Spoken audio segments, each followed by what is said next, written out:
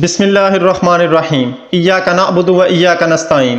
اس فانی دنیا میں ہم ایک مجاہد ہیں اور حق کی سربلندی کے لیے ہمیں متحد ہو کر لڑنا ہوگا۔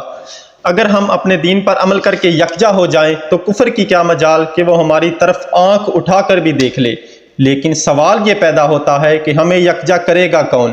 یہ عیش و عشرت میں پڑے حکمران، یا ایک دوسرے پر کفر کے فتوے لگانے والے مولوی، یا پھر بڑی بڑی گاڑیوں میں گھومنے والے پیر؟ شوفتہ بازی کو دین سمجھ لینے والی اور ان کے سامنے ہاتھ باندھ کر کھڑے ہونے والی عوام، ہم میں سے ہر ایک کو چاہیے کہ وہ اپنے آپ کو کٹہرے میں کھڑا کرے اور اپنے ضمیر سے پوچھے کہ وہ اس قابل ہے کہ اس کے اوپر ایک اچھا حکمران ہونا چاہیے۔ اگر آواز نہ میں آئے تو پہلے ہمیں اپنے آپ کو بدلنا ہوگا۔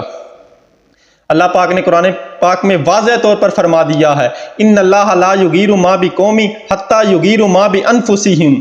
یقین جانو کہ اللہ اس وقت تک کسی قوم کی حالت نہیں بدلتا جب تک وہ خود اپنے آپ کو نہ بدلے۔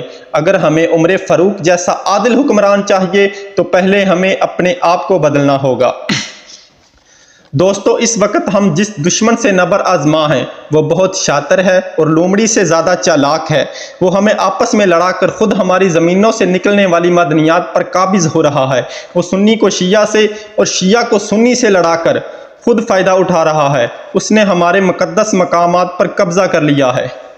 مسلمان ایک دستے واحد کی طرح ہیں، اس کے ایک حصے کو تکلیف ہو تو پورا جسم اس کی شدت محسوس کرتا ہے۔